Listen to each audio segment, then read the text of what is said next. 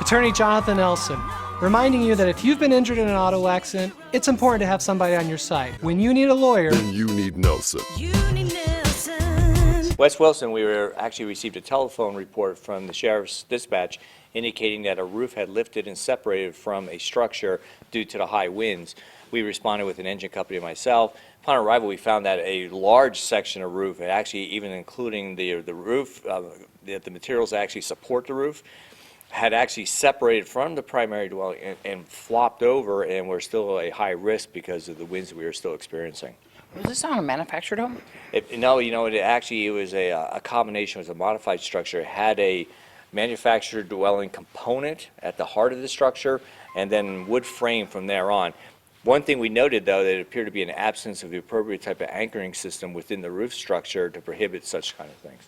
Was there any residents home at the time? There were. The resident was actually occupied the structure at the time, heard the roof lifting off, and then saw it flop over. So it was actually quite a scene. And as I mentioned earlier, it still remained a high risk because the winds continued, and so that was unsecure for the longest time. Called Buildings and Safety in. They came in and they had the roof secured. So it lasted throughout the rest of the high winds for that day. This could have been a danger to neighbors, right? It could have been a danger to numerous, the occupant, the neighbors, any pedestrian or motor vehicle traffic traveling down on Wilson at that time. So there was a lot of considerations. We just wanted to create a safe area, make sure everybody that was safe in the immediate area as well as potential. So is there a follow-up today on that as to if the resident is allowed to stay inside the home? Or? Actually, they're not allowed to stay in the home. We know that, and they have another residence to travel to and stay with family members. And any other things going on with that?